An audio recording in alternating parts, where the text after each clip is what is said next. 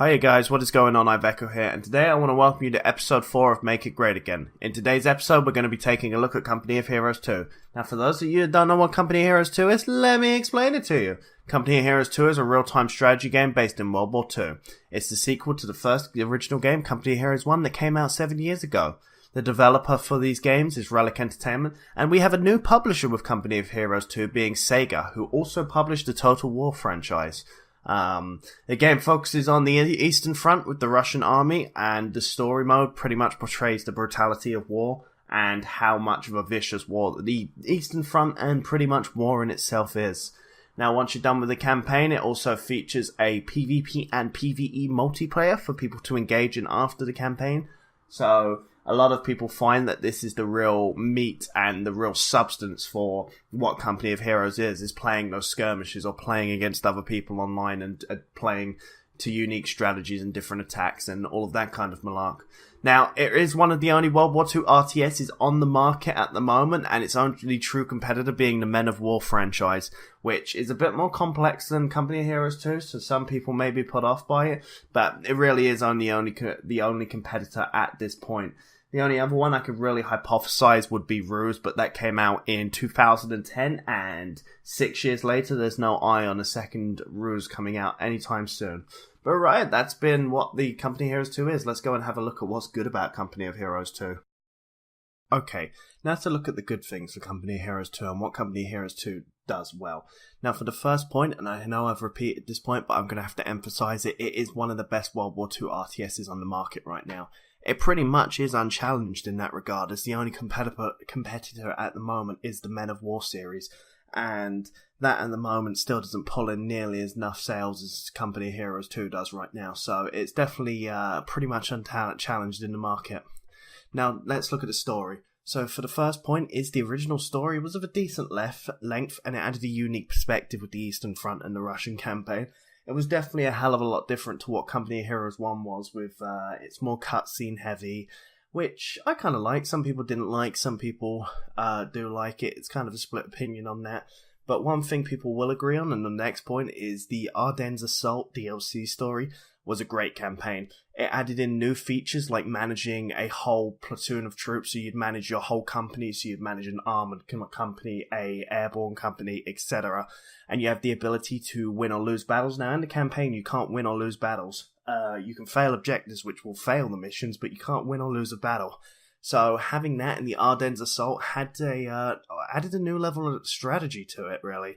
You had to weigh up whether losing a battle was for the greater good, so if losing one battle meant that you could win the war type thing, then you have to kind of weigh that up. So it definitely added a new layer of strategy to the game, which is nothing apart from good for the game. Now, the Theatre of War missions, I didn't go over these in the intro, but the Theatre of War missions, they're kind of like single-player skirmish missions which you can do on your own, and there'd be stuff like defend or attack here or hold the line for set amount of turns. Now, these are definitely neat additions for more single-player content. I do like them. I don't have an issue with them, and I think they're great additions. I'd like to see more of them in upcoming games. If they do make a Company of Heroes 3, I'd definitely like to see Theatre of War missions once again. Now to move on to the multiplayer aspect. So the bulletins, which is kind of like the system that I was speaking about to customize your army, it allows players to build a unique style for multiplayer, so the little perks like cooldown shots on rifles, extra accuracy with your mortars, extra penetration with your anti-tank guns. All of these little perks can really help style a command gameplay that's suited to you, so you can pick the specific commander that you want. You can pick the perks that go with that, so if you really like to have, I don't know, if you're really anti-tank heavy and then you like to use a lot of armor, maybe have a bulletin where your Cromwells for the British have extra defense against having their armor penetrated, have your AT guns with extra armor penetration, and maybe increased turret rotation speed for the Cromwell. Something along those lines. You can really tune it out and make it your own style, really, which I really do love. It's such an upgrade over the original one.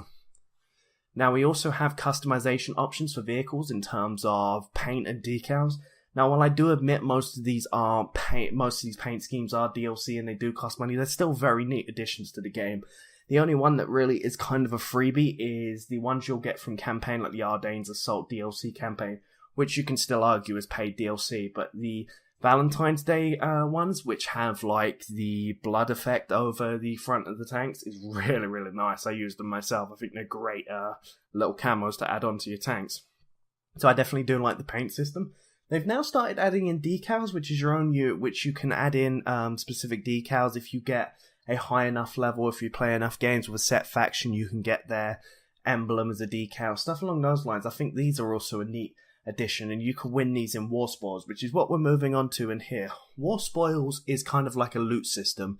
It's basically, after a set amount of games, you'll earn what's called a supply drop. You open this supply drop and you get a chance at anything. This can be a bulletin, paint scheme, or a brand new commander for you to choose. I think it's a really nice addition to the game. It means you can unlock paid content without having to pay for it. It's not perfect, I do admit. The War Spoils system is not perfect, but we will get to that, don't worry. Now, moving on to the graphics, and the graphics are absolutely sensational. Company of Heroes 2 has always been one of those games that has always brought amazing graphics and amazing sounds. It's like the crisp sounds of a huge thump of artillery. I remember my days from Company of Heroes 1 when I used to have the British priests. They used to fire creeping barrages across the map, and every time one of those shots landed, you could hear it from across the map. So if you were in your base while these shots were being fired, you'd hear these across the map, the distant thumps of artillery, the close-up thumps of artillery. To move into that point, to add into the whole artillery angle here, when you see artillery hit, the graphics you'll see amazing, like limbs tearing off of soldiers. You'll see soldiers being literally disintegrated in front of you. It is really, really, really good stuff. And then from the artillery, you also have stuff like craters from explosions, and you can then use these craters for cover. It's really, really nice additions, I feel, and they are definitely, definitely fun aspects of the game. It's one of the things that really does add to this game are the graphics.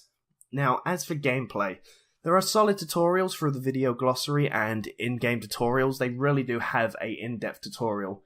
So they have their basic training mission, but what they also have is then a bunch of cutscenes that you can then run through yourself and say, okay, this is what all of these do, and it explains every single little element that you might not get from a basic tutorial, and it goes through these in detail, which I really do like. Then they have their own another section, which is like a tip section, which is these small little tips which will help you out. And there may be quotes from other generals. It's maybe something from the Art of War, for example, which may seem silly, but you can apply it in this game. It is really... I do like the tutorial system. I really do think it's a great way to help get new players acquainted to the franchise, and it makes it very easy. The campaign does do this, but the fact that they've got an outspoken tutorial on itself really does help the new players get acquainted. Now, as well, I have to compliment this game. It brings in a ton of realistic infantry squads and tanks from World War II. So the Germans will have their Panzers, their Panthers, their Fallschirmjägers, and their iconic Tiger tanks, whereas the Russians will have their not-so-well-trained conscripts and penal battalion squads, but they'll also have their realistic and iconic tanks as the T-34s and the IS-2s. It really does bring in that sense of realism and just makes the game for a World War II enthusiast like myself so much more appealing.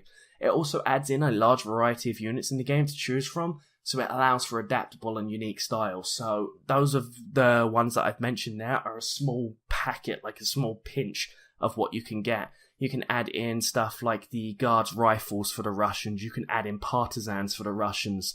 For the Germans, you can have Volksgrenadiers, you have Grenadiers, you have the Stormtroopers, you have the Armoured Scout Cars, stuff like that. It adds in so many units that it allows for such an adaptable style of play for the PvE aspect and also the PvP aspect as well.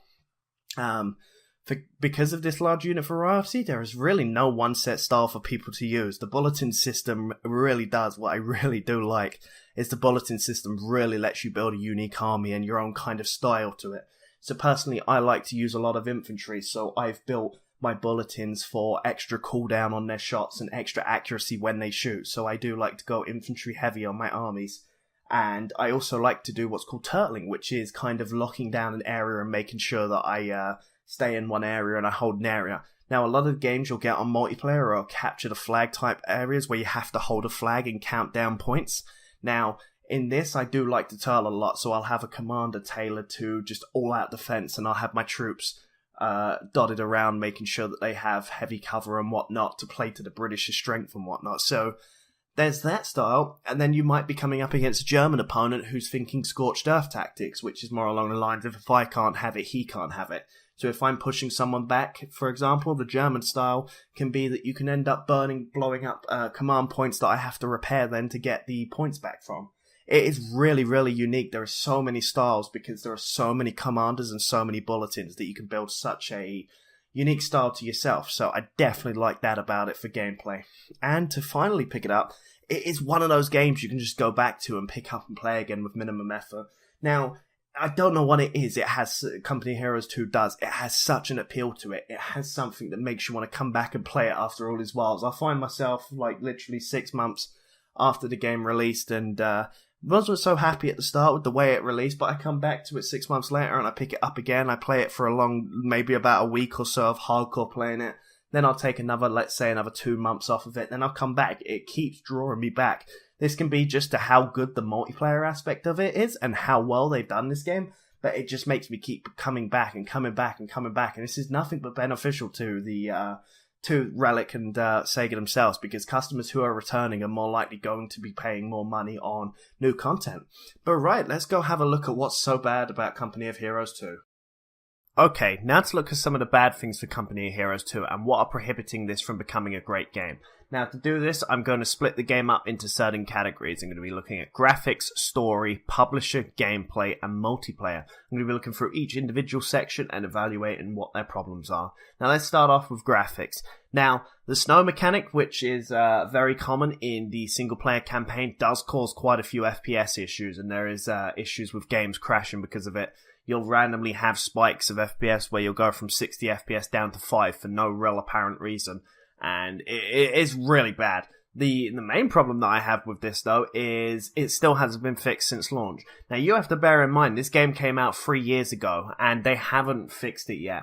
I find it kind of stupid, but it's kind of a case of who the fuck cares? It's not on multiplayer anymore. I've got more chance of fucking a supermodel than I have finding a Company of Heroes 2 snow map, and it almost feels like if it's not making us money, then why do we care? But I'll get to that. Now, we also have, sadly, some minor sound issues as well. The main one being the British rifles. They can sometimes glitch and they make a really deafening bang. So if you're wearing headphones and you've ever played Company of Heroes 2 with the British forces, you know my pain. You'll randomly hear like a gun.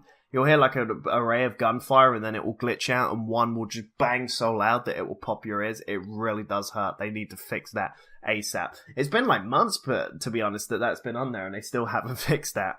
But okay, moving on to the story. Now, the campaign felt highly underwhelming. Now, I did praise the campaign in the good section, but the campaign, for its length, but the campaign kind of felt highly underwhelming. It felt really repetitive in the later missions. It was the same objectives, same missions. It's do this, do that, do this, do that. Half of the frickin' campaign took place in Stalingrad, when I really think they could have used more areas and whatnot and really portrayed the Eastern Front rather than just Stalingrad. Don't get me wrong, Stalingrad was an important aspect of the Eastern Front, but I think they could have done more with it, in my own opinion. Now, the next point is the story is quite controversial. Now, at one point, Company of Heroes 2 was taken off the shelves and banned in Russia. One PC, one of the major distributors of games in Russia, basically took the game off the shelves because of some of the cutscenes and the way that the USSR was depicted in the game. Now, I'm not going to go into too much detail on this, but as you'll see, some of these cutscenes that are running through on the screen right now, it's you can make your mind up. Now, I personally don't think they went over the top. Some people think they embellished it, some people don't. It's a touchy subject. It's still really a sore topic to go over, and it causes a lot of debate in the Steam forums. But to be honest, all this controversy over the campaign has done nothing but hurt the reputation of Relic Entertainment and Company of Heroes in itself. Now to move on to the publisher. Oh, the publisher. Sega. I think Sega needs to take a back step on what they're doing right now. Now, my problem is I reckon that most of the microtransactions are being forced by Sega and they're not being forced through by Relic. My reasoning for this is Relic had a very successful formula with Company of Heroes 1. And in that time, when it was joint publishers between THQ and Sega, we had 3 DLCs, absolutely stock full to the brim, full of content and new campaigns and new factions. Now, all we're sitting here with is constant microtransactions on paint schemes, on bulletins, on tanks, on tank color schemes, on decals, on faceplates, on literally anything. Like, you can go on anything in the thing. You go on the campaign, you go onto the theater of war, you go onto the main menu, you've got microtransactions everywhere. It is really, really annoying to see. It feels like a free-to-play. Like, literally, I log on to Company of Heroes 2, and then I log on to Star Trek Online, and I go, the fuck is the difference?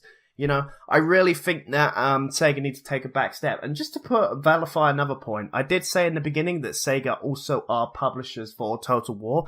Now, if you have a look at Rome 2 and Attila, they also have a shitload of DLC. And the only correlation between the two games of the Total War franchise and Relic Entertainment's Company of Heroes is the fact that they're both being published by Sega. So I think Sega really needs to take a step back. But now let's look at the gameplay. Now, this has been a problem since Company of Heroes 1, and it still hasn't been fixed. The pathfinding for vehicles is fucking abysmal. You literally have to make a 7-point turn to move to the left, and to move to the left or move to the right. You have tanks basically turning around and showing their asses in combat, which if you play this game, if you get hit in the rear armor with a tank, it's a big no-no because your ass is going to get blown up. The pathfinding is fucking terrible for the vehicles. It's not great either for infantry. I definitely think they need to have a look at addressing that. They have tried to put in some stuff, like the just reverse backwards feature for tanks, but still hasn't fixed the issue. There's still a lot of issues with it. Now, I've mentioned this with the publisher section, but the microtransactions in this game are absolutely littered across the place. It feels like a free-to-play game with a pay-to-win system. Every single commander that is good is probably a paid commander and whatnot. But I'll go on to that in a minute. Now, another point about gameplay is I thought that this game was supposed to be about the Eastern Front. So I cannot understand why we have the Allied factions in here, why we have Britain, why we have USA. I can understand the late game Oberkommando West. I can understand them maybe in the Berlin missions that they were the late fighting force of the 44s and the 45s. But I don't understand why a game based on the Eastern Front has Allied factions in it. What is the point? I think literally what I think it is again Sega trying to force him in there so that they can then make money from this. But let's move on to the multiplayer section. Now, this is just my opinion here, but I do not like PvP anymore. It doesn't seem fun. Like, it's literally just pay-to-win commanders and no specific bulletins, like machine guns get extra suppression, mortars are more accurate. It's also the fastest clicker wins, who can click their mouse button faster and move to certain objectives quicker. There's no real strategy to it.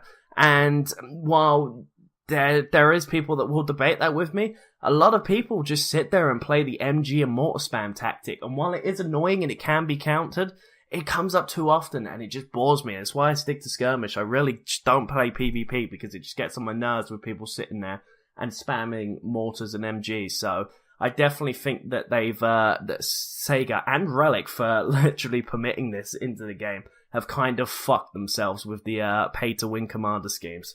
Now, the fact of paying for commanders was never a good idea, let's be honest.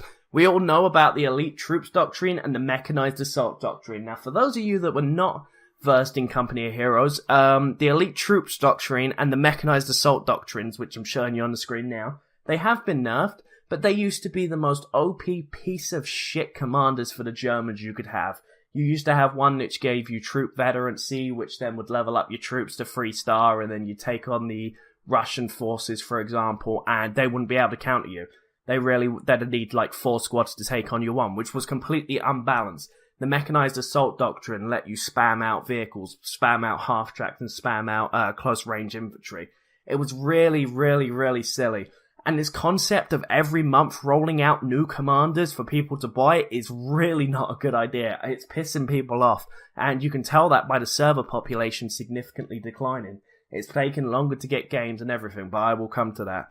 It really needs to be turned around. I don't think they need to keep microtransactioning. It's getting to the point of being ridiculous. But let's move on to my point of matchmaking times. Matchmaking times are an issue. It takes 2 or 3 minutes to find a game. Now, this could be due to low server population or the way that matchmaking is conducted. But I don't think it's based on the way matchmaking is conducted, because when you find a game, the border between skill can be ridiculous. Now, PvP and PvE players can sympathize with me here. We've all had those games where we're level 90 or level 100 third prestige and we're getting put with level 1s who have absolutely no fucking clue what they're doing. I don't know why the game puts you together. I know that I think the matchmaking system works on the ELO score, so I don't understand how level 1s and level 100s are getting put together with the same ELO. I find that a very stupid idea, and it irritates people. I know many games where I've been playing with level 1s who have decided, yeah dude, let's go on expert, because I'm going to be fucking sick at this game at level 1, and then ended up getting their asses kicked, and then it completely throws the game for you. You get pissed off, you go off the game. I definitely think that this is a big issue of contention. But this might be because they've screwed themselves in the sense by they've pissed off the pre-existing community with the fact that they've done this microtransaction BS and they've completely forced microtransactions and pay-to-win commanders on it. It's pretty much, they've brought this on themselves to an extent. But, yeah, that's all of the bad parts that I've got to go over to. So let's go and have a look at some of the solutions that I've come up with. Okay, now to look at some of the solutions for Company of Heroes 2 and how we can fix some of the problems that this game has to make it somewhat great again. Now, my first and main point in this one has to be Sega needs to take a step back and let Relic do their thing. Relic have proven they can make a solid game. They do not need Sega getting down their throats and pressuring them on timescales and doing certain things and making sure that they're meeting set goals and whatnot. I get that Relic get that, you know. And the reason that I'm saying this and what I'm formulating this on is Sega have done this before with the Total War series. They've done it with Total War Rome 2, where they've made the devs release Rome 2 too early. And those of you that are Total War fans and own Total War Rome 2 like myself, you know how much of a clusterfuck it was on launch day. Same goes for Attila, really. When they push these games out, all they've done is cause problems for their games. Whereas the most recent game, being Total War Warhammer, they actually sat there and they've let it. They gave the developers time to release it and fix these issues, so they only had to patch minor bugs. And Warhammer's now getting acclaimed reviews and top reviews, saying that it's a great game, it's an outstanding game. So I think if Sega take their foot off the pedal, whatnot, and pressing Relic too hard, then we might be able to alleviate some of these bad issues that I brought up with possibly microtransactions and whatnot. Which nicely brings me on to my next point. Stop shoving microtransactions down the consumer's face every second they are in the game. Now, I'm not against microtransactions at all. I understand a business needs to make money, and all that Relic and Sega are doing when they're putting these microtransactions for commanders and whatnot on is making money. I totally understand that, and I'm totally fine with that.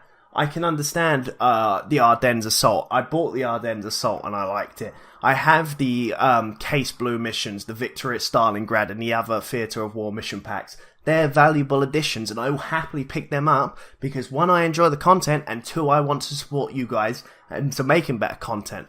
But shoving down tank customization, decals, and all this other stuff down our throats constantly, it's having the opposite effect. All it is saying to consumers is you are desperate for money and you are turning into money-grabbing cash cows. And that's all that's going to do, is turn people off from getting these extra microtransactional DLCs. And then that's you not making money.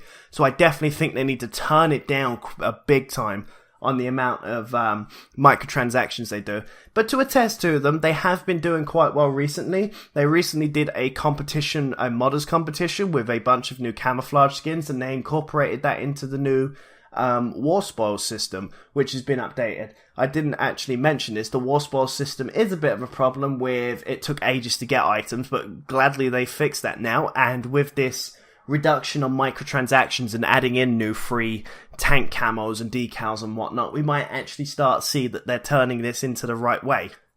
Now for my next point, and this is a gameplay / multiplayer one, I'd like to see them add more of the older maps back into the rotation. For example, the winter map, the Winter City 17 map, the Battle at Reserve, and maps along those lines. And if they can fix the graphical issues with frame drops on the snow mechanic, then we'll be perfect. What that does is bring back a ton of new content in. This is for people that have also picked it up on the sale and they've only bought the Western Front armies. Because what you can do is you can buy the Western Front armies and not buy the original game. If they allow it that you can get the original maps for Company of Heroes 2 as well as the pre-existing ones for the Western Front armies, then it gives us a whole new set of content. Okay, it's old content for guys like me who have been playing it since launch, but it adds in a ton more maps and it makes it more fun and more interesting because you don't know what map's coming up. I think I've had Lien Forest and Ettelbruck Station near enough 4 to 6 times in the last 10 games that I've had. It's been repeat, same old, same old, same old, same old. There needs to be some randomization, really does. In terms of the storyline for future games, they need to do it more along the lines of the Ardennes Assault. Now, the Ardennes Assault was a beautiful campaign. Adding in those extra layers of strategy was amazing. It made the campaign feel like so much more fun, and it also made a person think more tactically about reducing your losses so you don't have damaged companies, having the option to win or lose a battle, and whether or not that you want to fight a battle or whether you just retreat and recoup your losses, you know. I definitely think that that's the right way to go with future campaigns. So if a Company of Heroes 3 does come out, that they work more towards how they done it in the Ardennes Assault, because I've got to be honest, the Ardennes Assault was an amazing campaign compared to the original. Now for my next point, this is a multiplayer one, and this is really an easier said than done one. The game still needs a bit of balance. There's still some issues. Now, I know every month they're updating it, and they're putting out blogs, and they're putting out little tweaks and little changes, and I can't sympathize enough with them. Balancing Company of Heroes 2, a game with such a vast variety of units and different numerical values and stats and whatnot, must be an absolute clusterfuck to balance. But I think they need to still continue with keeping the balance, keeping it neutral and whatnot. As I'm saying, it's easier said than done. But they're doing a good job now, and I think they need to keep this up. So carry on with that. And maybe as well adding in a bit more power to the Russians. I don't really see the Russians being played on PvP or PvE anymore, so I definitely think maybe picking them up a little bit. But I haven't been playing much PvP, so I don't know really about the PvP section. Now, my final point for solutions, and this is focusing on the matchmaking aspect, is matchmaking lobbies for PvP and PvE need to be addressed. Level 100 should not be paying with level 1s. It is extremely frustrating, and it puts me off. It puts me off the game. I remember the other night I was playing I think I played 5 games in a row where I was getting put with level 2s and level 5s and whatnot, and I think I just quit the game, and it literally was like a couple of days before I come back on when I really wanted to come back on, but I was kind of like, well, shit, I'm going to be playing with noobs. I really don't want to be playing with noobs, you know? I think what there needs to be for multiplayer, at least for the PvE element, is a set rank for people before they can play. So maybe before you can go into hard mode, you have to be level 10, or you have to be level 20 before you can play expert. Now, this may piss people off if they have secondary Steam accounts, but if you're willing to grind the game and get up to that, then you'll be able to do it. And it also allows the well, let's just call them scrubs, time to develop and learn the strategy and learn how to play before they come into this and start fucking it up for other people. Now, I may seem a bit on my high horse here about that, but it's such an annoying thing to be coming up against constantly. I can't even imagine how bad it is for PvP with you guys in PvP sitting there and having to deal with people that are like level 1s and getting their asses whooped and throwing games for you. Because you have to bear in mind, these games aren't short. Games can be from half an hour to 3 hours long. I've had one game on stream where literally I've done 3 hours defending 1 point because my other 2 teammates were low levels and couldn't hold a point. It was ridiculous. So to literally waste 3 hours of your time on a game because you can't get with the right people is a pain in the ass. Maybe looking at more heavy ELO score ranking might be able to address the issues in PvP. Maybe not for PvE, but I definitely think this will be good amendments to the game. But right, those are the solutions that I think would help to really truly fix this game. Now let's go on to my final thoughts and whether or not I think Company of Heroes 2 could ever be made great again. Okay, now for my final thoughts on whether or not I think Company of Heroes 2 can be made great again. And to be perfectly honest with you guys, I don't think it can. This is the first time in this series that I'm saying this, but I don't think Company of Heroes 2 can be made great again. And here's the reasons why. The monthly updates seem to be just killing the game rather than the fixes. I mean, they're trying to get balance right, and I do get that it's a hard job, but it seems like they fix one thing and they break another. The most recent update this time, they try to fix the Oberkommando West spamming. spamming troops with Panda Shreks to try and balance it out by getting rid of their Panda Shreks. And all they've done now is made the US army overpowered so that they can spam bazookas and whatnot. It's literally, as I said, one monthly update breaks one thing and fixes another. It's so stupid. The sheer amount of microtransactions as well has just put so many people off of the game. It feels like there's a barricade now. This whole pay-to-win system, and you have to basically buy the new commanders when they come out, otherwise you feel obsolete. It just literally puts you behind barricades on the game, and it just makes you think, why the fuck do I need to play this anymore? So yeah, microtransactions really have killed this game. Most of the Company of Heroes 2 player base has either gone back to Company of Heroes 1 or they've migrated to other games. Sad but true, really. People have given up and lost hope of Company of Heroes 2, and they think that Company of Heroes 1 is so much of a better game, mainly because of the microtransactions, and also most people have just come off of it. The game's been out for 3 years now, and there's no progress really, so they've just thought, screw it, move on, hope for the best. I think really what Relic and Sega can take from this is they can take it as a wise warning, and they can learn from their mistakes. If they were to ever make a Company of Heroes 3, they must approach it carefully and not repeat the same issues that they've done here, because it'll end up being just another clusterfuck like this. But yeah, that is going to be the end of this video. I hope everybody has enjoyed this video. Make sure to give it a like if you've liked this video. Give us a subscribe for some more sexy ass content. And yeah, go check out the Twitch, Twitter and Facebook links in the description. But apart from that, I am going to sign off. I've been Mr. Iveco, and you've been you. Peace out, guys. Say that it feels right.